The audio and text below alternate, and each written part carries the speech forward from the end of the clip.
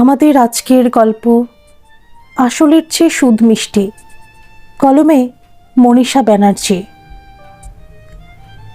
শান্ত নিরিবিলি একটি গ্রাম, তারই ঠিক মাঝখানে একটি বড় দিঘি।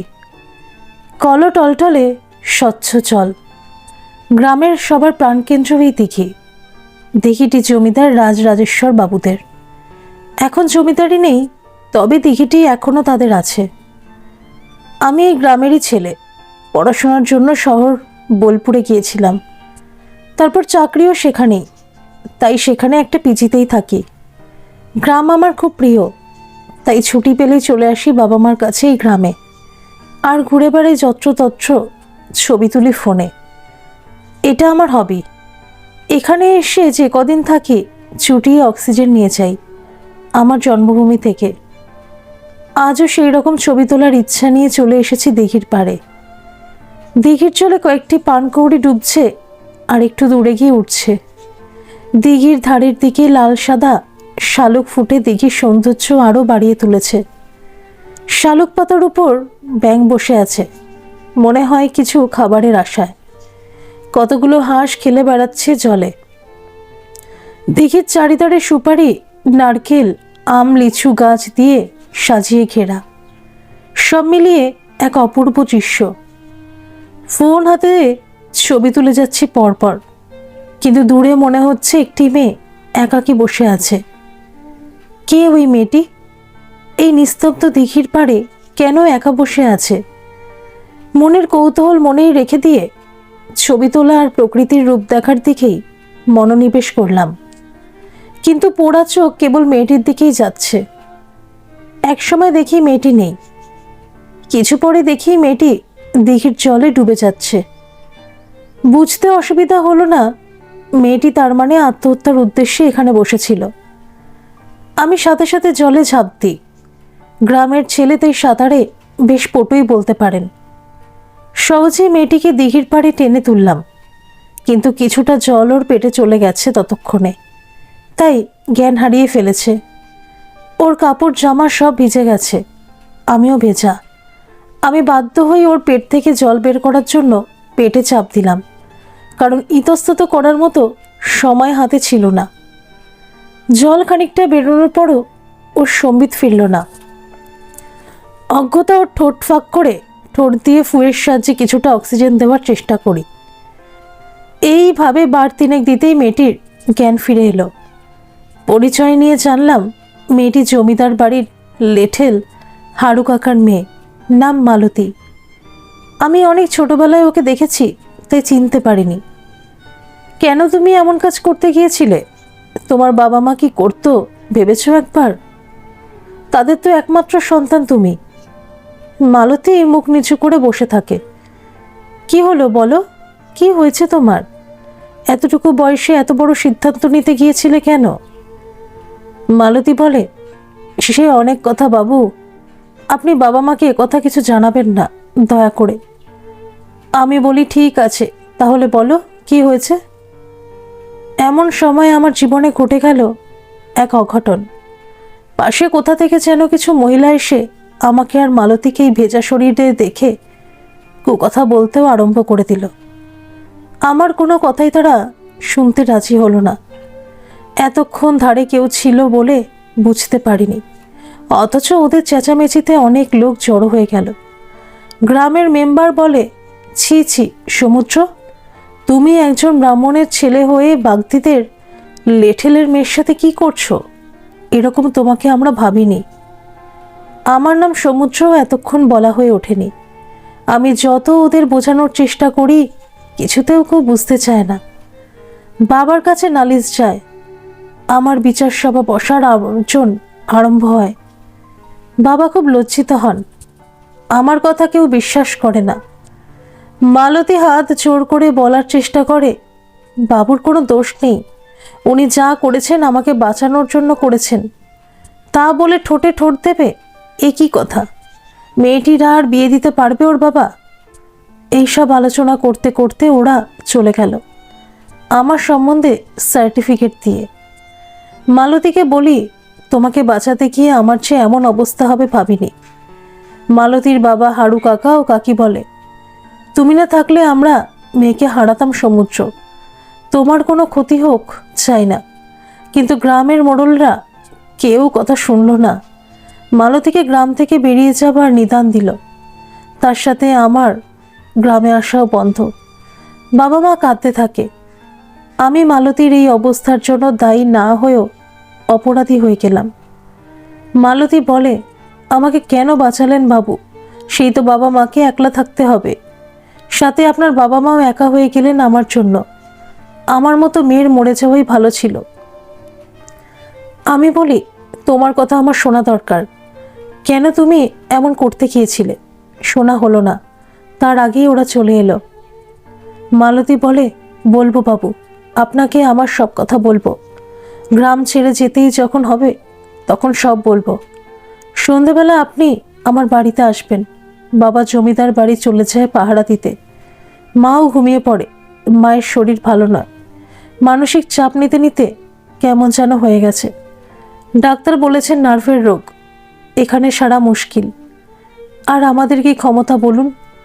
আমি বলি, ঠিক আছে, সন্ধ্যার সময় যাব। সন্ধ্যাবেলা মাকে বলে আমি মালতীদের বাড়ির দিকে রওনা হলাম। মালতী তৈরি ছিল, বলল, গ্রামের শেষ মাথায় যে মাঠ আছে ওখানে গিয়ে বসে চলুন। আমি মালতীকে অনুসরণ করি। আজ আর আমার ভয় লজ্জা কিছুই নেই, কারণ অযথা অনেক অপমানিত হয়ে গেছি শুধুই। আর মালতী একটা পুটুলি নিয়েই বেরিয়েছে, অজানার উদ্দেশ্যে পাড়ি দেবে বলে। না হলে ওর বাবার কাজটা হয়তো আর থাকবে না।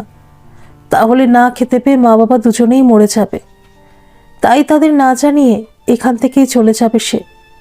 না হলে বাবা মা মরে যাবে, তবুও তাকে ছাড়তে পারবে না, মালতী জানে। সমুদ্র আর মালতী মাঠের ধারে একটা গাছের তলায় বসে। মালতী বলে, বাবা জমিদার বাড়ি লেঠেলের কাজ করে, আর মা তাই জমিদার বাড়ি যেত গিন্নি মাদের কিছু কাজ করার জন্য। এটা ওটা করে দিত, সাবান কেচে দিত। বিনিময়ে জমিদার বাবুদের রান্নাঘর থেকে কিছু খাবার মাকে দিত, পয়সাও দিত। আমি যেতাম মায়ের সাথে, মা কাজ করত। আর আমি জমিদার রাজেশ্বর বাবুর বড় ছেলের ছেলে অমলকান্তির সাথে খেলা করতাম। অমল ছিল আমার চেয়ে 2-3 বছরের বড়। দিনের পর দিন যেতে যেতে অমল আর আমার ভিতর একটা বন্ধুত্ব হয়। স্কুল থেকে এসেই ছুটতাম ওদের বাড়ি, আর অমলও আমার জন্য অপেক্ষা করত। দুজনে রান্না বাটি খেলতাম।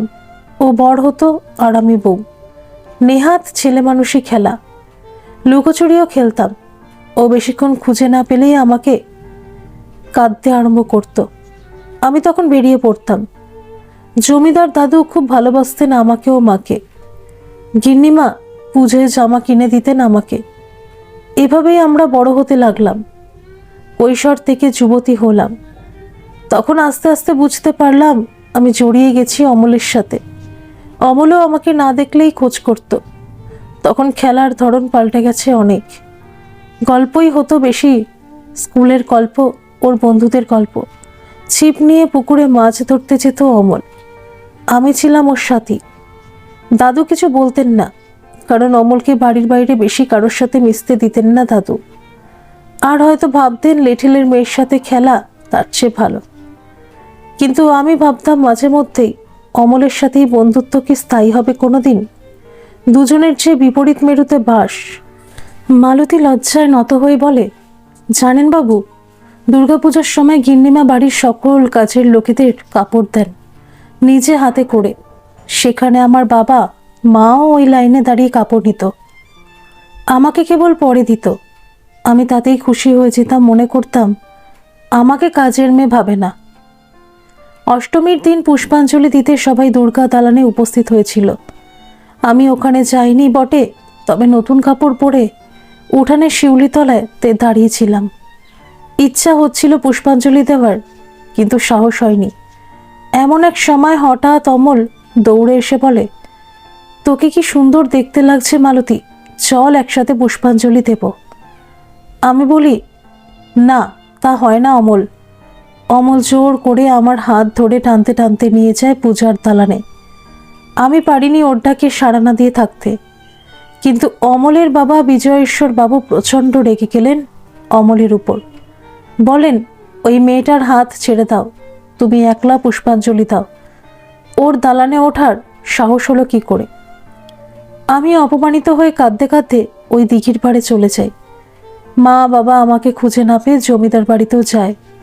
তখন দাদু মাকে ডেকে বলেন, মালতী তো বড় হয়ে গেল, হারুকে বল এবার ওর বিয়ে দিতে, আমি খরচ দেব। তোদের ঘরে এত বড় মেয়ে তো রাখে না কেউ। মা আমাকে না পেয়ে বাড়ি চলে আসে, আর অমল আমাকে পাওয়া যাচ্ছে না শুনে আমাকে খুঁজতে খুঁজতে দিঘির পাড়ে চলে আসে, কারণ ও জানতো আমি ওখানেই থাকবো। অমল এসে আমার হাত ধরে বলে, মালতী, আমি খুব দুঃখিত মালতী, বাবা যে এরকম রেগে যাবে বুঝতে পারিনি। এমনিতেই বাড়ির সবাই তো তোকে ভালোবাসে বল, তবে কেন রেগে গেল? আমি বলি, ভালোবাসা নয় গো, করুণা করে। অমল বলে, আমি তো তোকে ভালোবাসি বল, চল বাড়ি চল, কাকি তোকে খুঁজছে। আমি বাড়ি ফিরে আসি। অমলও বাড়ি চলে যায়। মা আমার চোখ মুখ দেখে বোঝে আমি কাঁদছিলাম। রাতে শুয়ে মা আমাকে বলে, তোর এবার বিয়ে দেব।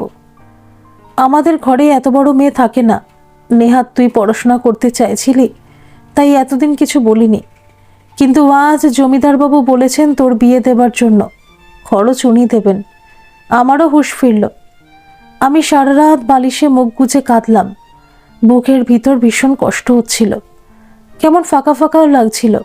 মনে মনে সেদিন বুঝলাম এটাই বোধহয় ভালোবাসা। পরের দিন অমলকে একা পেয়ে বললাম, অমল, আমার বাবা মা বিয়ে দেবে বলছে। অমল বলে, তা আমি কি করব মালতী? আমি বললাম, তোমার কিছু করার নেই অমল, তুমি আমাকে ভালোবাসো না। অমল বলে, ভালোবাসি, কিন্তু বিয়ে করব বলিনি তো। তোর সাথে কি বিয়ে হয় আমার, সেটা বুঝিস না? তোর সাথে আমাদের অনেক তফাৎ ছে। আমার বড় ভুল হয়ে গেছে বলে চলে এলাম ঘরে। আমার মাথায় আকাশ ভেঙে পড়ল সেদিন। মা এসে বলে, কাঁদছিস কেন? মাকে সব কথা খুলে বললাম। মা বলল, তুই কি করেছিস পোড়ার মুখে? শেষে কি নিজের বাবার হাতেই খুন হবি তুই? জানিস না তোর বাবা ওদের লেঠেল, ওদের নুন খেয়ে আমরা বেঁচে আছি, আর সেই বিশ্বাসের মান রাখতে তোর বাবা সব করতে পারে। তোর বাবা ওদের কথায় কত রক্ত ওই হাতে মেখেছে রে, তুইও রেহাই পাবি না, যত কষ্টই হোক। লেঠেলরা অন্যথা তোর মানুষকে মালতী, আকাশের চাঁদ কি ধরা যায়? তুই ভুলে যা সব, তাতেই সব রক্ষা হবে। তোর জীবন আমাদের সংসার, আমাকে কথা দে, আমাকে ছুঁয়ে বল মালতী। কথা দিলাম মাকে, কারণ যেখানে অমল অস্বীকার করেছে ভালোবাসা, সেখানে আর কি আছে। জমিদার বাবুই একটা সম্বন্ধ এনে দিলেন। ওনার বন্ধু থাকতেন কলকাতাতে, তার জানাশোনা একটি পাত্রের সাথেই আমার বিয়ে হয়ে গেল। দাদু সত্যিই আমাকে ভালোবাসতেন। বিয়েটা ভালোভাবেই মিটল, ভালো ছেলের সাথেই বিয়ে হলো। মা বাবাকে ছেড়ে চললাম কলকাতার উদ্দেশ্যে, নতুন সংসার করার জন্য। আমার বড় রথিন, শাশুড়ি আর আমি, এক ননদ বিয়ে হয়ে গেছে। এই ছিল আমার সংসার। আমার জীবন তরি বয়ে চলল তীর তীর করে, সুখের ঢেউয়ে ভেসে ভুলে গেলাম অতীতকে। আমার বড় রথিন বড়লোক ছিল না, কিন্তু আমাকে খুব ভালোবাসতো। সে ভালোবাসতো, কোনো করুণা ছিল না। রথিন একটা ছোট কারখানায় কাজ করত। সকালে রথিন কাজে যেত আর সেই সন্ধ্যায় ফিরত। আমি শাশুড়িকে আর কিছু করতে দিতাম না, আমিই সব করতাম। সকালে ঘুম থেকে উঠে ওর জন্য রান্না করতাম, টিফিন দিতাম ব্যাগে পুরে। মালতী বলতে বলতে চোখের জল মোছে। সেটা সমুদ্রের চোখ এড়ায় না। সমুদ্র বলে, তোমার বলতে কষ্ট হলে থাক মালতী। মালতী বলে, না না বাবু, এমন করে কেউ তো আমার জীবনের কথা জানতে চায়নি, তাই আজ বলতে পেরে নিজেকে একটু হালকা করি। আর কোনোদিন এ সুযোগ পাবো কিনা জানি না, হয়তো এখানেই শেষ হবে আমার জীবনের কথা। এরপর কি হবে আমি নিজেও তো জানি না। কেউ এত গুরুত্ব দিয়ে আমার কথা কেন জিজ্ঞাসা করবে বাবু? আমি বলি, তারপর? মালতী বলে, সুখেই ছিলাম। ছুটির দিন বর ঘুরতে নিয়ে যেত, গড়ের মাঠ, চিড়িয়াখানা, পাতাল রেল সব দেখিয়েছিল। সিনেমাও নিয়ে যেত মাঝে মাঝে। কিন্তু সুখ বেশি দিন সহ্য হলো না। কোথা থেকে এলো করোনা রোগ, কারখানা বন্ধ হয়ে গেল, জমানো যেটুকু টাকা ছিল তা শেষ হয়ে গেল। শাশুড়ির প্রেশার, সুগার ছিল, তার জন্য ঔষধ আনাও দুষ্কর হয়ে পড়ল। কোথাও কোনো কাজ নেই, কেউ কারোর বাড়ি যায় না, কেউ আসেও না। শান্ত মানুষটা কেমন খিটখিটে হয়ে যেতে লাগলো দিন দিন। বুঝতে পারছিলাম হাতে পয়সা নেই, 3টে পেট শহর বাজারে চালানো কষ্টসাধ্য হয়ে পড়ল। শাশুড়ির ওষুধ আনা তো দূরের কথা, গ্রাম নয়ছে পুকুর অথবা মাঠ থেকে শাক তুলে একবেলা চালিয়ে নেব। আমি নিজের কাজের খোঁজে লোকের বাড়ি গেছি, দূর দূর করে ভয় তাড়িয়ে দিয়েছে করোনার ভয়। সবাই বলে এখন নয়, পরে খোঁজ নিও বাবু। দিন যায়, রাত আসে, আবার দিন আসে, কিন্তু পরিস্থিতির কোনো পরিবর্তন হয় না। মানুষটা পাগলের মতো করত আমাদের মুখে 2টো খাবার তুলে দেওয়ার জন্য, কিন্তু চারিদিকে শুধুই অন্ধকার। এই পরিস্থিতিতেই একদিন সকালে দেখি রথিন গলায় দড়ি দিয়ে ঝুলছে। সব শেষ। 1 বছরের ভিতর শাখাপলা ভেঙে সিঁদুরে রাঙাশিতি সাদা করে বিধবা হয়ে গেলাম। শাশুড়ি ছেলের শোকে আমাকে আর সহ্য করতেই পারছিল না, তার উপর পেটে ভাত নেই। সবাই বলতে লাগলো, কি অপয়া বউ এলো রে বাবা। বছর কাটলো না, ছেলেটা মরেই গেল।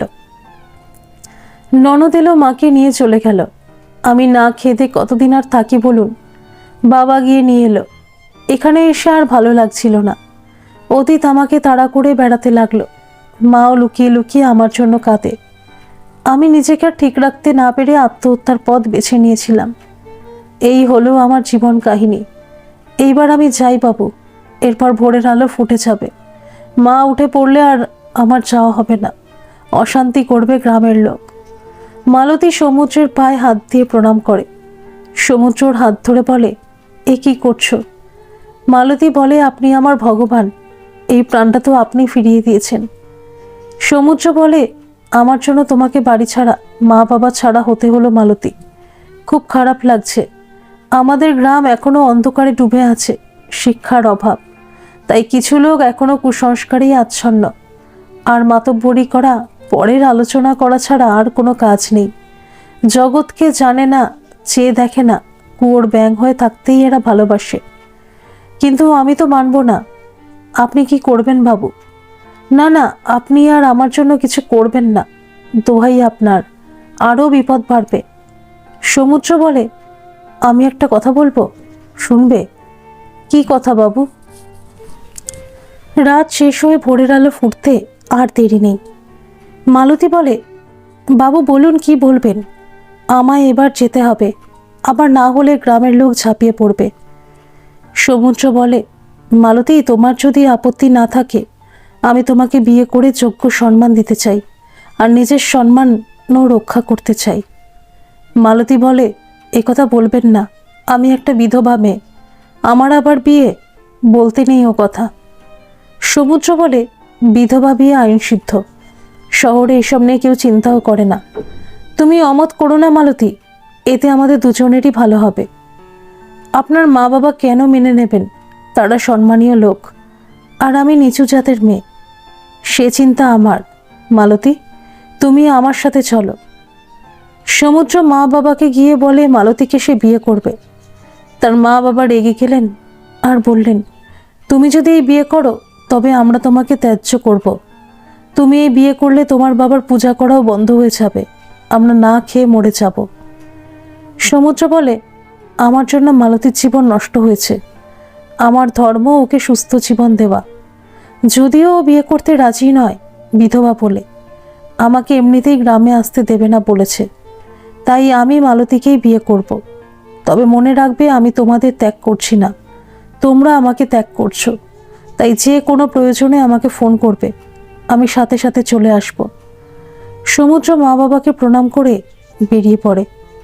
মালতীকে সাথে নিয়ে সমুদ্র মন্দিরে গিয়ে বিয়ে করে। তারপর মালতীকে নিয়ে শহরে বোলপুরে চলে আসে। সমুদ্রের বন্ধুরা সব ব্যবস্থা করেই রেখেছিল।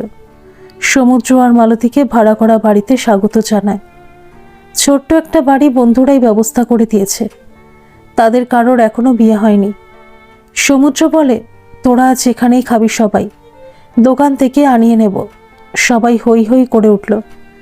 মালতী বলে, আমি রান্না করতে পারি, কিন্তু কি দিয়ে কিসে রান্না করবে এখন, বলে সমুদ্র হাসতে থাকে।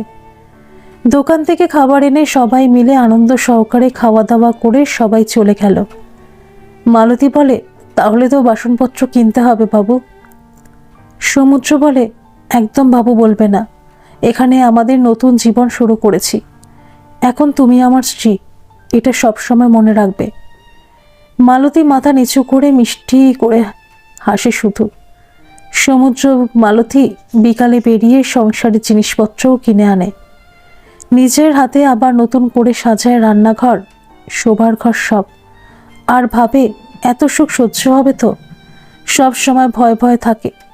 ঠাকুরকে বলে, আমার পাপ যেন সমুদ্রের পরিবারের উপর না পড়ে, কোনো কালো ছায়া যেন ওদের ক্ষতি না করতে পারে। সমুদ্র মালতীকে পিছন থেকে জড়িয়ে ধরে বলে, কোমরে কাপড় গুছিয়ে বউ আমার একেবারে গিন্নি হয়ে উঠেছে। মালতী বলে, বড় স্বাদ ছিল গিন্নি হয়ে সংসার করার, শেষ হয়ে গিয়েছিল সে স্বাদ। আপনি আবার আমাকে সে সুযোগ করে দিলেন। সমুদ্র মালতীর মুখ হাত দিয়ে চাপা দিয়ে বলে, শেষের কথা আর নয় মালতী, আর আপনি নয়, তুমি। এ তোমার সংসার, যেমন ইচ্ছা সাজাও, শুধু অতীত ভুলে যাও মালতী, আমরা খুব ভালো থাকব। কিন্তু মা বাবার আশীর্বাদ যে আমরা পেলাম না, কি হবে? ওরা একদিন ঠিক বুঝবে তোমার মনটা, সেদিন আর জাতপাত কিচ্ছু বাধা হয়ে দাঁড়াবে না। দেখো তুমি, তাই যেন হয়। মালতী, কাল থেকে আমি অফিস যাব, তুমি একলা সাবধানে থাকতে পারবে তো? মালতী বলে, হ্যাঁ, আপনি চিন্তা করবেন না। সমুদ্র মালতীকে দু হাতে কাছে টেনে নিয়ে বলে, এবার আপনি বললে আর কথাই বলবো না, আস্তে আস্তে ঠিক হয়ে যাবে। সমুদ্র মালতীর কপালে স্নেহের চুম্বন এঁকে দেয়। মালতী আবেশে চোখ বন্ধ করে। মালতী খুব সকালে উঠে চা নিয়ে সমুদ্রকে ঘুম থেকে ডেকে তোলে। জানলা দিয়ে এক নতুন সূর্যের আলো ঘরে এসে লুকোচুরি খেলে। সেই আলোর পরশে ওদের জীবন আলোকিত হয়ে উঠল। মালতী রান্না করে সমুদ্রকে খেতে দেয় পরম ভালোবাসায়। সমুদ্র অফিস চলে গেলে মালতী ঘরটাকে সুন্দর করে গোছায়, উঠোনটা ঝাড় দিয়ে পরিষ্কার পরিচ্ছন্ন করে তোলে। সমুদ্র অফিস থেকে বেরিয়ে মালতীর জন্য কিছু জামা কাপড় কিনল। এক গোছা গোলাপ, একটা জুঁই ফুলের মালা নিয়ে বাড়িতে ঢুকে অবাক হয়ে যায়। কে বলবে ও গ্রামের লেঠেলের মেয়ে, বাড়ি ঘর সব জায়গা সাজানো, সুন্দর রুচির পরিচয় দিচ্ছে। সমুদ্র মালতীর হাতে ফুলের তোড়াটা দেয়। মালতী বলে, কোথায় রাখি বলো তো? সমুদ্র বলে, ইস, একদম মাথায় নেই গো যে একটা ফুলদানি লাগবে, এই জন্যই বউয়ের দরকার, বুঝলে মালতী? ঠিক আছে, বুঝেছি, আমি ব্যবস্থা করছি। আমার বর যখন এনেই ফেলেছে, তার মান রাখতে হবে তো। হেসে ফেলে দুজনেই। মালতী একটা কাঁসার গ্লাসে জল ভরে গোলাপের তোড়া রেখে দেয়। সমুদ্র জুঁই ফুলের মালাটা মালতীর মাথায় লাগিয়ে দেয়, বলে, এইভাবেই আমার সংসারটা সাজিয়ে রেখো তুমি। কোনো সত্যি কথাই চাপা থাকে না, তাই সমুদ্র আর মালতীর বিয়ের কথাও চাপা থাকলো না গ্রামে। সমুদ্রের বাবা লজ্জায় খুব সংকুচিত হয়ে থাকেন। অনেকে পূজা করানোও বন্ধ করে দিয়েছে। খুব মানসিক কষ্টে দিন কাটাতেন তারা। কেবল বলেন, ভেবেছিলাম ছেলে বড় হলে চাকরি পেলে একটু সুখের মুখ দেখব, কিন্তু ভগবান একই করলেন। সমুদ্রের মা বলেন, ছেলেটা তো আমার কোনো খারাপ কিছু করেনি, একটা মেয়েকেই তো বাঁচিয়েছিল, তবুও ওকে কেউ বিশ্বাস করলো না, গ্রাম ছাড়া করলো। মালতী সমুদ্রকে বলে, তুমি বাবা মাকে টাকা পাঠাচ্ছ তো? সমুদ্র বলে, পাঠিয়েছিলাম, কিন্তু টাকা ফেরত এসেছে। মালতী বলে, আমার জন্যই সব হয়েছে, তুমি আমাকে বিয়ে না করলেই ভালো হতো। এ তুমি কি বলছো মালতী? তুমি আমার স্ত্রী, এমন কথা আর বলো না। আমি কোনো ভুল করিনি। তুমি আর এসব ভেবে কোনো অপরাধ বোধে ভুগবে না। তুমি কোনো কষ্ট পেলে আমিও যে কষ্ট পাবো মালতী। মালতী চুপ করে থাকে। সমুদ্র আর মালতীর দিন ভালোই কাটছে। মালতী সমুদ্রকে বলে, দুটো ফুল গাছ এনে দেবে আমাকে, আর একটা তুলসী গাছ। সমুদ্র বলে, গয়না শাড়ি কিচ্ছু নয়, ফুল গাছ চাই আমার বউয়ের। আমার গয়না তো তুমি, আমার আর কিছু চাই না। তুমি শুধু আমার পাশে সারা জীবন থেকো, তাহলেই হবে। সমুদ্র মালতীকে কাছে টেনে নিয়ে বলে, মৃত্যু ছাড়া আমাকে তোমার কাছ থেকে কেউ সরাতে পারবে না। মালতী সমুদ্রের মুখ চেপে ধরে বলে, আর এমন কথা কখনো বলো না, আমি আর সহ্য করতে পারবো না। বারবার ঘর ভাঙার কষ্ট আর নিতে পারবো না, তার চেয়ে আমি যেন সমুদ্র এবার মালতীকে বাধা দেয়, আর দুজনে একসাথে বলে, আমরা বাঁচবো, ভালোভাবেই বাঁচবো। সমুদ্র মালতীর চোখের জল মুছিয়ে দেয়। সমুদ্র আর মালতীর আনন্দেই দিন কাটতে লাগলো। কিন্তু দুঃখ আর সুখ দুই ভাই, তাই সুখের পাশে দুঃখ তো সংসারে আসবেই। সেই রকম ওদের জীবনেও তা আসে। সমুদ্রের পাশের বাড়িতে একজন ভাড়াটে এসেছে। সে হঠাৎ মালতীর বাড়িতে পরিচয় করতে আসে, আর মালতী ওকে দেখে অবাক হয়ে যায়। সে ওদের গ্রামের রোহিণী মাসির মেয়ে। রোহিণী মাসি জমিদার বাড়িতে রান্নার কাজ করত। ওর মেয়ের নাম কামিনী। কামিনী অবাক হয়ে বলে, আরে মালতীদি, তুমি এখানে? মালতী বলে, হ্যাঁ, আমি আর আমার বর এখানে থাকি। তোমার সাথে কার বিয়ে হয়েছে? কবে হয়েছে? সমুদ্র সেই সময় বাজার থেকে আসে। আজ ছুটি, তাই জমিয়ে বাজার করে ফিরছে। ঢুকেই চেঁচিয়ে মালতী মালতী করে ডেকে বলে, আজ মাংস এনেছি, জমিয়ে রান্না করো তো। সমুদ্র কামিনীকে চিনত না। মালতী তাড়াতাড়ি বলে, কে এসেছে দেখো। কে উনি? চিনি না তো। আমাদের পাশের বাড়ি ওরা ভাড়া এসেছে, তবে ওর আরও একটা পরিচয় আছে। কি পরিচয়? ও আমাদের গ্রামের রোহিণী মাসির মেয়ে কামিনী। রোহিণী মাসি জমিদার বাড়িতে রান্না করত। সমুদ্র বলে, ও আচ্ছা। সমুদ্র না চিনলেও কামিনী সমুদ্রকে চিনতে পারে। কামিনী বলে, আমি চিনি, আপনি তো আমাদের বামুন ঠাকুরের ছেলে। সমুদ্র বলে, তুমি চেনো বাবাকে? হ্যাঁ, চিনি তো, উনি রোজ জমিদার বাড়ি পুজো করতে আসতেন। মালতী বলে, আসতেন বলছো কেন কামিনী? এখন আসেন না? কি করে আসবেন? উনি তো কিছুদিন আগে মারা গেছেন। সে কি, তোমরা জানো না? সমুদ্র ধপ করে বসে পড়ে। মালতী দৌড়ে এসে কাছে দাঁড়ায়, বলে, আজই যাও মায়ের কাছে, তিনি অভিমান করতেই পারেন, কিন্তু তোমার অভিমান করে থাকা উচিত নয়। কামিনী বলে, তোমাদের খবর দেয়নি কেউ? কেন? মালতী কামিনীকে সব ঘটনা বলে, আর বলে, তুমি আজ ভাগ্যিস খবরটা দিলে কামিনী। কামিনী বলে, আজ চলি গো মালতীদি, আমার বরের আসার সময় হয়ে গেছে, পরে আসবো। আজ ভাগ্যিস পরিচয় করতে এলাম, তাই তো নিজের দেশের একজনকে পেয়ে গেলাম। দুই বোন ভালো থাকবো আমরা, বিদেশ বুভুয়ে।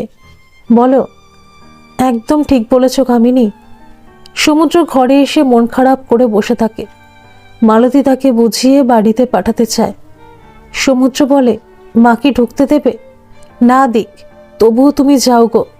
তার পাশে তোমার দাঁড়ানো উচিত যখন শুনেছ এত বড় ঘটনা। তুমি যাবে আমার সাথে? না, তাতে গন্ডগোল বাড়বে। তুমি যাও, আর যদি আসতে চান নিয়ে এসো, আমি তার সেবা যত্ন করব। পরদিন সমুদ্র বাড়িতে গিয়ে মায়ের কাছে যায়। বলে, মা, বাবার মৃত্যুর খবরটা আমাকে দিলে না? কি করে দেব?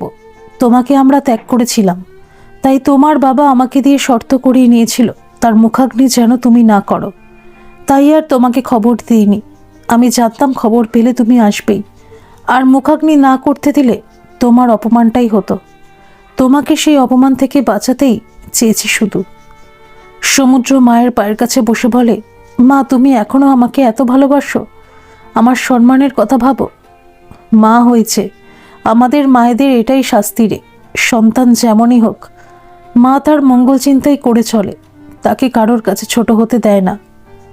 মা, তুমি একলা এখানে থাকবে কি করে? তুমি চলো আমার সাথে, আমরা তোমাকে মাথায় করে রাখবো। মালতী খুব ভালো মেয়ে, শুধু নিচু জাত বলে দূরে ঠেলে রাখলে কি করে জানবো বলো ও কেমন মেয়ে? না, সমুদ্র, তোর বাবাকে অসম্মান করা হবে তাতে, সেটা আমি পারবো না। কিন্তু তোমার শরীর খারাপ হলে কে দেখবে? চিন্তা করিস না, ভগবান আছেন, তার যা ইচ্ছা করবেন। সমুদ্র খুব কাঁদতে থাকে আর বলে, মা, তুমি তো মা, ক্ষমা করে দাও না মা। না, এখন যেতে পারবো না, তবে যদি কোনোদিন মনে হয় তখন দেখা যাবে। সমুদ্র ফিরে আসে মালতীর কাছে। মালতীকে বলে, আমি পারলাম না মালতী, মাকে নিয়ে আসতে। মালতী সমুদ্রকে বলে, দেখবে একদিন সব ঠিক হয়ে যাবে, দেখো তুমি ধর্মপথে আছো, তাই সব ঠিক হতেই হবে। সমুদ্র মালতীকে জড়িয়ে ধরে কাঁদে, মালতীও কাঁদে তার সাথে। যে দ্বিধা, ব্যবধান, সংকোচ ছিল ওদের ভিতর, আজ তা ভেঙে চুরমার হয়ে গেল। আনন্দে যেমন মানুষ পরস্পরকে কাছে টানে, চরম দুঃখের সময় সমবেদনাও দুটো মানুষকে এক করে দেয়। সেই রকম সমুদ্রের দুঃখে আজ মালতী আর সমুদ্র এক আত্মা হয়ে গেল দুজনে। কামিনী পরের দিন আসে আর মালতীর কাছে সব শোনে। কামিনী সমুদ্রকে বলে, দাদা তুমি কাকিকে নিয়ে একদম চিন্তা করো না, আমি তো বাপের বাড়ি যাই, তখন দেখে আসবো। মালতী বলে, সেই ভালো, তুমি মাকে কিছু জানতে দেবে না, আর আমাদের সাথে তোমার দেখা হয় কিচ্ছু বলবে না, তাহলে তিনি কেমন আছেন তা সত্যি তোমার কাছে প্রকাশ করবেন না, বুঝতে পারছো আমি কি বলতে চাইছি? তিনি মানি লোক তো। হ্যাঁ গো, সব বুঝি মালতীদি, আমিও তো বড় হয়েছি, সংসার করছি, তোমরা ভেবো না। সমুদ্র মালতীর কথা শুনে ভাবে, কে বলবে মালতী একটা অর্ধশিক্ষিত লেঠেলের মেয়ে, এমন মন, এমন বিচার বুদ্ধি হয়তো কোনো উচ্চবিত্ত শিক্ষিত মেয়েরও নেই। এইভাবেই ওদের জীবন তরি বয়ে চলে সুখের সাগরে। সমুদ্র অফিস থেকে ফিরে একদিন দেখে মালতী শুয়ে আছে আর কামিনী ওর ছোট্ট ছেলেকে সাথে নিয়ে বসে আছে। সমুদ্র ভয় পেয়ে যায় মালতীকে শুয়ে থাকতে দেখে, বলে, কি হয়েছে তোমার, জ্বর হয়েছে? গায়ে হাত দিয়ে দেখে। সমুদ্র বলে, জ্বর হয়নি তো। তবে কি হয়েছে? কামিনী বলে, তুমি ভয় পেও না সমুদ্রদা, সব মেয়েদের এই অবস্থায় যা হয় তাই হয়েছে। এই অবস্থায় মানে? মালতীদি কিছুদিন খেতে পারছিল না, আর আজ যখন আমি আসি তখন দেখি খুব বমি করছে, মাথা ঘুরছে, তাই আমি শুয়ে দিয়েছি। কি হয়েছে ওর কামিনী? তুমি বাবা হবে সমুদ্রদা, আর আমি মাসি। তুমি কি করে জানলে? আমার একটা ছেলে রয়েছে সমুদ্রদা, আমারও এরকমও হতো, তাই বলছি তুমি ডাক্তারকে দেখিয়ে আনো, তাহলেই বুঝবে। সমুদ্র মালতীকে নিয়ে ডাক্তারের কাছে যায়। ডাক্তার প্রাথমিক চিকিৎসা করে বলেন, উনি প্রেগনেন্ট, তবুও একবার পরীক্ষা করে নিন, সাবধানে থাকবেন, প্রথম স্টেজ, ভালো খাওয়া দাওয়া করুন আর আনন্দে থাকবেন, টেনশন করবেন না। সমুদ্র মালতীকে নিয়ে ফিরে আসে, ওরা দুজনেই খুব খুশি। সমুদ্র অফিস করে, মালতী দুহাত দিয়ে সমুদ্রের যত্ন করে যতটা পারে, আর ভাবে ওর হাত ধরেই তো আমার সব না পাওয়াগুলো ভগবান পাইয়ে দিয়েছেন, আমি তার কাছে কৃতজ্ঞ। সমুদ্র মালতীকে বলে, এই সময় তোমার মা, আমার মা কেউই তোমার কাছে নেই, কাজেই তুমি নিজে সাবধান থাকবে, আমি সব সময় তোমার পাশে আছি, কোনো অসুবিধে হলে আমাকে বলতে দ্বিধা করবে না একদম, কথা দাও আমাকে। মালতী বলে, কেন এত চিন্তা করছো? যে আসছে সে আমাদের দুজনের, তাই নিশ্চয়ই খেয়াল রাখবো নিজের। সমুদ্র অফিস যায়, যেদিন ছুটি পায় সেদিন মালতীকে নিয়ে কাছে পিঠে ঘুরিয়ে আনে, যা খেতে ইচ্ছা করে তা দোকান থেকে কিনে এনে খাওয়ানোর চেষ্টা করে। এইভাবেই একটা একটা করে দিন চলতে লাগলো। একদিন কামিনী এসে মালতীকে নিমন্ত্রণ করে। সমুদ্র বলে, কি ব্যাপার, হঠাৎ নিমন্ত্রণ কেন কামিনী? শুধু দিদিকে নিমন্ত্রণ, আমি বাদ? না গো সমুদ্রদা, তোমাকে বাদ দিলে দিদি আমার খেয়ে শান্তিই পাবে না, তা আমি জানি, তোমাদের দুজনেরই নিমন্ত্রণ, কিন্তু কি হেতু সেটা তো বলো। আজ যদি তোমার মা বা মালতীদির মা এখানে থাকতো তারাও এটা করতো, আমি তাই বোন হয়ে নিয়মটা করলে কি তোমরা আপত্তি করবে? কি মালতীদি? মালতী বলে, রক্তের সম্পর্কের চেয়েও তুমি আমার কাছে অনেক বেশি কাছের, তাই আপত্তির কোনো প্রশ্ন নেই বোন। মালতী কামিনীকে জড়িয়ে ধরে বলে, ভগবান নদীর এক কূল ভাঙে আর অপর কূল গড়ে, তুমি আমার সেই কূল তৈরি করে চলেছ কামিনী। সমুদ্র ওদের দুজনকে দেখে বলে, কামিনী, তুমি এই সময় আমার পাশে আছো বলে আমি মনে জোর পাই, এমন করেই থেকো। আমি অত ভারী ভারী কথা বুঝি না সমুদ্রদা, কেবল জানি আমি মালতীদির বোন আর তোমার শালি। হেসে উঠে বলে, বুঝলে জামাইবাবু, এখন বাদ দাও ওসব, কাল কিন্তু চলে যাবে ঠিক সময় দুজনে। সমুদ্র আর মালতী কামিনীর বাড়ি যায়, সেখানে তার বর অশোকের সাথে পরিচয় হয়। অশোক বলে, কামিনীর কাছে আপনাদের অনেক কথা শুনেছি, আজ আলাপ হয়ে ভালো লাগলো। সমুদ্র বলে, এখানে তোমরা আছো বলে আমাদেরও মনে জোর আছে। সারাদিন আনন্দে কাটিয়ে ওরা বাড়ি ফিরল। মালতী বলে, দেখো আমরা ওকে পাশে পেয়েছি, এটা কত সৌভাগ্য আমাদের। কামিনীর ভিতর একবার বাপের বাড়ি যায়। সেখানে গিয়ে কামিনী সমুদ্রের মায়ের সাথেও দেখা করে আসে। ফিরে এসে সমুদ্র আর মালতীকে বলে, কাকিমা এখন সামলে নিয়েছে নিজেকে, তোমরা আর অপরাধ বোধে ভুগো না গো, সময় মানুষকেই সব ঠিক করে দেয়। মালতী বলে, যাক খানিকটা নিশ্চিন্ত হলাম। কামিনী বলে, জানো মালতীদি, জমিদারদের অবস্থা এখন পড়ে গেছে, তাই তোমার বাবাকে আর লেঠেলের জন্য রাখেনি, তবে তোমার মা কাজ করে। মালতী বলে, তাহলে মা বাবা কি কষ্টে আছে? কামিনী বলে, জানি না গো, তবে তোমার বাবাকে জমিদার বাবুরা খুব ভালোবাসে তো, তাই সাহায্য করে মনে হয়। মালতীর চোখে জল আসে, বলে, আমি কিছুই করতে পারি না, এমন অধম সন্তান। মালতীর খুব জানতে ইচ্ছে করে অমলকান্তির খবর, কিন্তু কামিনী যদি কিছু ভাবে তাই প্রশ্ন করে না, শুধু বলে জমিদার বাবুরা সবাই কেমন আছেন। কামিনী বলে, অমলবাবুর বড়লোক বাড়িতে বিয়ে দিয়েছিল, কিন্তু শুনলাম তার বউ পাগল, লুকিয়ে বিয়ে দিয়েছে। অনেক টাকা পয়সা দিয়েছিল, তাই চাপা ছিল এতদিন, এখন সবাই জানতে পারছে। মালতী বলে, তাই বুঝি, তাহলে অমলবাবুর তো খুব কষ্ট গো। পুরুষ মানুষের কি কষ্টের আছে গো, শুনলাম বাউরিপাড়ায় একটা মেয়ে মানুষের সাথে থাকে প্রায় দিন। বাড়ির লোক কিছু বলে না? কি করে বলবে, পয়সার লোভে পাগল মেয়ের সাথে বিয়ে দিয়েছে, ভেবেছিল ছেলের হিল্লে হয়ে যাবে, তা তো আর হয়নি। আর চাকরিও করে না, বাবা দাদুর পয়সা ফুটানি আর কতদিন চলবে বলো। মালতী বলে, কষ্ট লাগে, হাজার হোক আমাদের অন্নদাতা তো। কামিনী বলে, চলি গো মালতীদি, বেলা পড়ে এলো, দেখি ছেলেটা আবার কোথায় খেলছে। এর কিছুদিন পরে যথাসময় মালতীর একটি ছেলে হয়। সমুদ্র মালতী খুব খুশি। কামিনী আর অশোক এই সময় সমুদ্রকে খুব সাহায্য করেছে। মালতীর এখন ছেলেকে নিয়ে অনেক স্বপ্ন। সে সমুদ্রকে বলে, ওকে তোমার মতো করে মানুষ করব, শুধু লেখাপড়া নয়, তোমার মতো ভালো মনের মানুষ যেন হয়, এই কামনাই করি। সমুদ্র বলে, শুধু আমার মন ভালো, তোমারও তো সুন্দর একটা মন আছে, তাই তো আমি তোমাকে নিয়ে এত খুশি। মালতী বলে, সে তুমি আমাকে ভালোবাসো, তাই সব ভালো দেখো। সমুদ্র বলে, দেখো ছেলেকে পেয়ে আবার আমার ভালোবাসা যেন কমে না যায়। খুব হিংসুটে হচ্ছ বলে হেসে ওঠে মালতী। কে আবার হিংসা করছো গো মালতীদি? কামিনী ঢুকতে ঢুকতে বলে, এই তোমার জামাইবাবু সমুদ্র দাদা। আবার কে? শেষে ছেলেকে হিংসা করছে, জানো ওর নাকি ভালোবাসা কমে যাবে, এই ভয়। কামিনীও খিলখিল করে হেসে ওঠে, সাথে মালতীও। সমুদ্র ছেলের নাম রেখেছে সৌম্য, সত্যি উপযুক্ত নাম দিয়েছে সমুদ্র। ছেলে দেখতে খুব সুন্দর হয়েছে। সমুদ্র একটা কাজের মাসি রেখেছে মালতীর কষ্ট হবে বলে। মালতী অবশ্য আপত্তি করেছিল, কিন্তু সমুদ্র শোনেনি। মাসিটি বয়স্কা মহিলা, মালতীকে খুব স্নেহ করে। মালতী আর সমুদ্র মায়ের মতো কাউকে পেয়ে খুব খুশি। মাসিরা ছেলেরা দেখে না। সমুদ্র আর মালতীর ভালোবাসা মাসির সে সব দুঃখ ভুলিয়ে দিয়েছে। পুত্র স্নেহ সবটুকু ওদের উপরে পড়েছে। সমুদ্র বলে, তোমাকে আর বাড়ি যেতে হবে না, এখানেই থাকবে।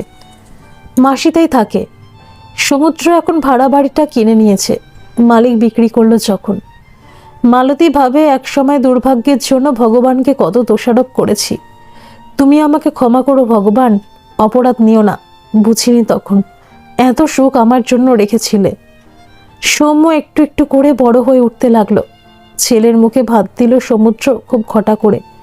বন্ধু বান্ধব পাড়া প্রতিবেশী সবাইকে বলেছে, মাকেও বলেছিল, কিন্তু মা আসেনি। অশোক কামিনী কদিন ধরে খুব খাটাখাটনি করেছে, সব সুষ্ঠুভাবেই মিটে গেল। ছেলে বড় হচ্ছে, এক পা করে হাঁটতে শিখেছে, বাবা মা বলতে শিখেছে। ছেলের বেড়ে ওঠা দেখতে দেখতেই সমুদ্র আর মালতীর সময় কেটে যায়। মাসিরও নাতিকে পেয়ে আল্লাহ আর ধরে না। মাসি ভাবে, ছেলে বৌমা না হয়েও আমাকে কত ভালোবাসে এরা। আমি আবার একটা নিশ্চিন্ত আশ্রয় পেয়েছি, আর কিছু চাই না। ভগবান ওদের ভালো রেখো। আর সমুদ্রের মায়ের কথা ভেবে কষ্ট পায়।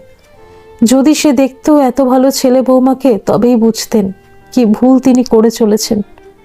এর 3 বছর পর সমুদ্রের আজ ছুটি, তাই অফিস যায়নি। মালতী রান্না বসিয়েছে, মাসি কুটনো কেটে দিচ্ছে, পিঠে রোদ দিয়ে।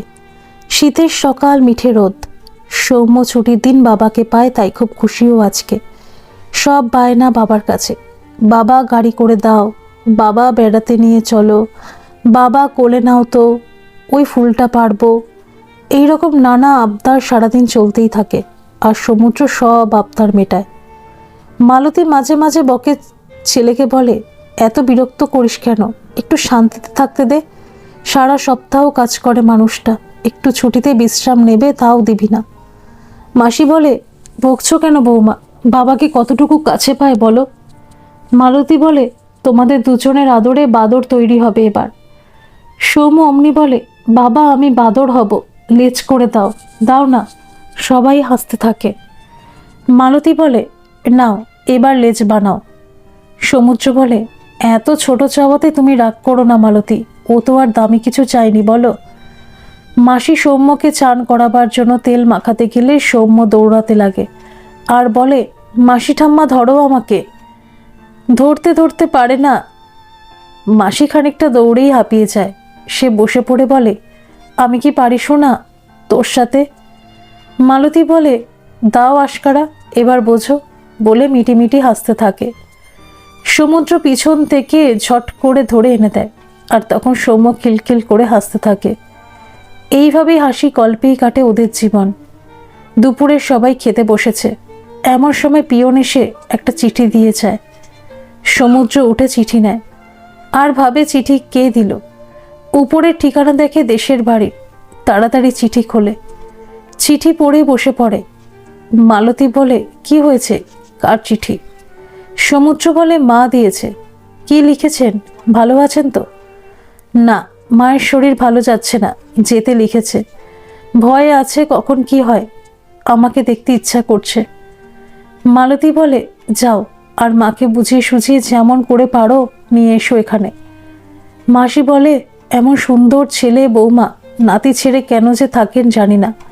আমার মাঝে মাঝে অপরাধ বোধ হয়, মনে হয় যে সুখ আনন্দ তার পাওয়ার কথা, তা আমি ভোগ করছি।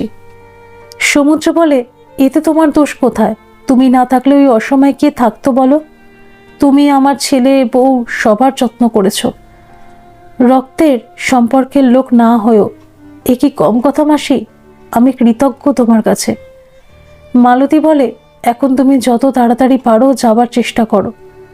কামিনী এমন সময় এসে বলে, কে কোথায় যাচ্ছে গো। সৌম্য দৌড়ে এসে কামিনীর ছেলের হাত ধরে বলে, দাদা খেলবো চলো। দুজনে উঠানে খেলতে থাকে। মালতী কামিনীকে চিঠির কথা বলে। কামিনী বলে, যাও সমুদ্রদা, কাকিকে নিয়ে এসো। মালতীদি ঠিক বলেছে, খুব যদি অসুস্থ হয় তাহলে না হয় অশোককে নিয়ে যাও, দুজনে থাকলে সুবিধা হবে। সমুদ্র বলে, না, আমি আগে যাই দেখি মা আসতে রাজি হয় কিনা। আসতে চাইলে একটা গাড়ি করে নিয়ে চলে আসব। কামিনী আর মালতী বলে, সেই ভালো। সমুদ্র বলে, মালতী তুমিও চলো না। মালতী বলে, না, মা তোমাকে দেখতে চেয়েছেন, আমাকে নয়। আর আমাকে দেখলে হয়তো পুরনো দুঃখ যেটুকু চাপা পড়ে আছে তা আবার নতুন করে ক্ষতবিক্ষত হবে, তা আমি চাই না। আর তাতে হয়তো নাও আসতে চাইতে পারেন, তার চেয়ে ছেলেকে নিয়ে যাও সাথে করে। মাসি বলে, হ্যাঁ ঠিক। বাবা সমুদ্র, তুমি সৌম্যকে নিয়ে যাও, নাতিকে দেখে উনি ঠিক আসবেন, আমার বিশ্বাস। কামিনী বলে, এটা হতে পারে, কারণ আমি যখন এর আগে গিয়েছিলাম তখন আমার ছেলেকে দেখে বলেছিল, আমার সমুদ্রের এমন একটা ছেলে হলে কি ভালো হতো। কত স্বাদ ছিল ছেলের বিয়ে দেব, নাতি নাতনি হবে, কোনো স্বাদ মিটল না। সমুদ্র বলে, কেন যে মালতীকে এখনো মেনে নিতে পারে না বুঝি না। মালতী বলে, আমি ওনার কোনো দোষ দেখি না, ওনার জায়গায় আমি থাকলেও হয়তো এমন কাজই করতাম। সকল মা বাবারই ছেলেকে নিয়ে আশা থাকে, কেউই নিচু জাতের মেয়েকে হঠাৎ মেনে নিতে পারে না, তার উপর বিধবা। তাও ছেলে ভালোবেসে বিয়ে করেনি, করেছে বাধ্য হয়ে। বলতো, কেউ মানতে পারে হঠাৎ করে এমন ঘটনা ঘটলে? তাই উনি যা করেছেন ঠিক করেছেন, কোনো ভুল ধরার ক্ষমতা আমার নেই। কামিনী বলে, এমন ভাবনা ভাবতে তুমিই পারো মালতীদি, তাই তো তুমি সবার চেয়ে ভালো, একদম আলাদা। সমুদ্র বলে, নিজেকে বিধবার বলো না, আমার দেওয়া সিঁদুরে মাথা রাঙা হয়ে আছে তো। কামিনী বলে, ঠিকই তো মালতীদি, অলক্ষণে কথা বলবে না তো। পরদিন সমুদ্র সকাল সকাল ছেলেকে নিয়ে বেরিয়ে পড়ল। মালতী ছেলেকে শিখিয়ে দিল, তুমি ঠাকুমার কাছে যাচ্ছ, তাকে প্রণাম করবে, গলা জড়িয়ে হামি খাবে, তারপর এখানে নিয়ে আসবে জোর করে। ঠাকুমা এখানে ছিল না কেন? মাসি ঠাম্মা তো থাকে এখানে। মালতী বলে, তোমাকে রাজপুত্রের গল্প বলেছি, মনে আছে? হ্যাঁ, সেই রকম তুমি এখন বড় হয়েছ, রাজপুত্রের মতো, তাই ঠাকুমাকে উদ্ধার করতে যাচ্ছ গ্রাম থেকে। ঠাকুমা তাহলে রাজকন্যা? হ্যাঁ তো, সেই রাজকন্যাকে গাড়ি করে তুলে নিয়ে আসতে হবে তোমাকে জোর করে রাজপুত্রের মতো। মালতী সুন্দর করে সাজিয়ে দেয় ছেলেকে। নিজের নজর লেগে যাচ্ছে বলে আঙুল কামড়ে গায়ে থুতু ছিটিয়ে দেয়। সমুদ্র বলে, আসছি। সৌম্য বলে, রাজকন্যা আনতে যাচ্ছি গো মাসি ঠাম্মা। মাসি ঠাম্মা দু হাতে চুমুখে বলে, তাই যেন হয় শোনা। সমুদ্র আর সৌম্য দেশের বাড়িতে মায়ের কাছে পৌঁছয়। সমুদ্রের মা সুহাসিনী দেবী ঘরে শুয়েছিলেন। সমুদ্র ঘরে গিয়ে মাকে বলে, মা আমি এসেছি, তুমি কেমন আছো মা? শরীরটা ভালো নয় রে, তোকে খুব দেখতে ইচ্ছা করছিল তাই চিঠি লিখি। মা তুমি চলো আমার সাথে। না বাবা, যে কটা দিন বাঁচবো এখানেই থাকবো, আমি আমার সৌম্যী শ্বশুরের ভিটে ছেড়ে আর কোথাও যাব না। ছেলেটি কে রে? সৌম্য এবার মায়ের কথা মতো ঠাকুমাকে প্রণাম করে, গলা জড়িয়ে ধরে হামিকে বলে, ঠাম্মা চলো না আমার সাথে, আমি তোমাকে নিয়ে যাব বলেই তো এসেছি। সমুদ্র, কে রে ছেলেটি? মা ও সৌম্য, আমার ছেলে, তুমি তো মুখে ভাতের সময় যাওনি, তাই দেখনি। সুহাসিনী সৌম্যকে বুকে জড়িয়ে ধরেন, তার দু চোখের কুল ছাপিয়ে জল আসে। বলেন, সত্যি বলছিস? এ আমার বংশের প্রদীপ। হ্যাঁ সত্যি বলছি, তুমি চলো মা আমার সাথে, আমি তোমাকে একলা রেখে যাব না। না তা হয় না, এই একবার দেখলাম তোদের সেই ভালো, এবার যদি আমি মরেও যাই কোনো দুঃখ নেই। সৌম্য বলে, আমি বড় হয়ে গেছি রাজপুত্রের মতো, তোমাকে গাড়ি করে উড়িয়ে নিয়ে যাব। মা বলেছে তুমি আমার রাজকন্যা। কে বলেছে? আমার মা বলেছে। সৌম্যকে জড়িয়ে ধরে বলেন, আর বলিস না দাদা ভাই, বড় লোভ হয় ওই সুখ ভোগ করার। মা বলেছে লোভ করতে নেই, হিংসা করতে নেই, তুমিও লোভ করো না ঠাম্মা। সমুদ্র বলে, তুমি চুপ করো, সে লোভ নয়। সুহাসিনী বলে, ওকে বকছিস কেন? আমি তো ভাবতেই পারছি না, একটা লিটেলের মেয়ের এত সুন্দর শিক্ষা, আমি অবাক হয়ে গেছি। সমুদ্র বলে, হ্যাঁ মা, ও খুব ভালো মেয়ে, তুমি চলো, নিজেই দেখে নেবে। সৌম্য বলে, চলো ঠাম্মা আমার সাথে। সুহাসিনীকে পাশের বাড়ির বউ খাবার দিতে এসে বলে, খেয়ে নাও এবার জেঠিমা, দেখো আমার ছেলে নাতি এসেছে, ওরা নিয়ে যেতে চাইছে। ভালোই তো, যাওয়াই উচিত তোমার জেঠিমা, একা একা কতদিন থাকবে? সৌম্য গলা জড়িয়ে ধরে বলে, চলো না ঠাম্মা, কার সাথে যুদ্ধ করতে হবে বলো? বউটিকে দেখিয়ে বলে, এর সাথে? এ তোমায় বন্ধ করে রেখেছে। এবার সুহাসিনী হেসে ফেলেন, বলেন, না ভাই, তোমাকে কারোর সাথে যুদ্ধ করতে হবে না, তোমার রাজকন্যা নিজেই মনের দরজা বন্ধ করে রেখেছিল, কিন্তু আর না, তুমি এসে আমার মনের বন্ধ দরজা খুলে দিয়েছো সোনা, আমি যাব। সৌম্য লাফিয়ে উঠে বলে, কি মজা কি মজা, ঠাম্মা যাবে। সমুদ্র গাড়ি করে মাকে নিয়ে বাড়িতে এলো। মালতী মাথায় ঘোমটা দিয়ে সুহাসিনী দেবীকে প্রণাম করে সাদরে ধরে ধরে ঘরে নিয়ে যায়। সৌম্য বলে, মা রাজকন্যাকে নিয়ে এলাম, এবার আমাদের বিয়ে হবে। ঘরের সবাই হাসতে থাকে। মাসি ঘরে ঢুকে বলে, দিদি আপনি এসে খুব ভালো করেছেন। মালতী বলে, মা আমাদের পরিবারটা এতদিনের সম্পূর্ণ হলো, তুমি রাগ করে থেকো না, আর আমাকে ক্ষমা করে দাও। সুহাসিনী বলে, তুমি আমাকে সৌম্যকে উপহার দিয়েছো আর খুব সুন্দর শিক্ষা দিয়েছো ছেলেকে, তা দেখে আমার ভুল ধারণা ভেঙে গেছে, বুঝেছি যাত্রা বড় কথা নয়, মানুষটি কেমন, তার শিক্ষা ব্যবহার কেমন সেটাই বড় কথা। সমুদ্র এসে মাকে জড়িয়ে ধরে। সুহাসিনী দু হাতে ছেলে বৌমাকে জড়িয়ে ধরেন। সৌম্য বলে, আমি তবে কোলে বসি তোমার? সুহাসিনী সৌম্যকে আদর করে চুমুখে বলেন, এই জন্যই মহাপুরুষরা বলে গেছেন আসলের চেয়ে সুদ মিষ্টি। কামিনী ঢুকে বলে, আর আমি কি বাদ? সুহাসিনী বলে, ও বাবা, তুইও এখানে? কামিনী হেসে বলে, কাকিমা, তোমার মনে কামনা ছিল তাই কামিনী এখানে। মাসি বলে, ঠিক তাই, আপনার এতদিনের কামনা পূর্ণ হলো।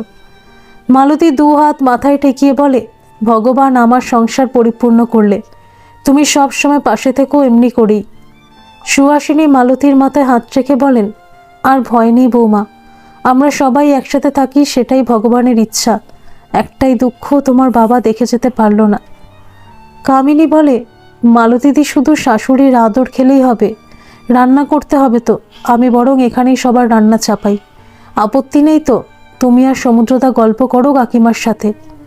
মাসি বলে, চলো আমিও যাই তোমার সাথে, আজ যে বড় আনন্দের দিন। মালতী বলে, এর চেয়ে ভালো আর কিছুই হয় না কামিনী, তাই করো। ধন্যবাদ সকল বন্ধুরা। এই গল্পটি যদি আপনাদের ভালো লেগে থাকে তাহলে অবশ্যই একটা লাইক করে দেবেন, আর এই চ্যানেলে নতুন হয়ে থাকলে চ্যানেলটিকে সাবস্ক্রাইব করে আমার পাশে থাকবেন, আর পাশে থাকা বেল আইকনটিকে প্রেস করে দেবেন যাতে সমস্ত গল্পের নোটিফিকেশানগুলো সবার প্রথমে আপনাদের কাছে পৌঁছে যায়।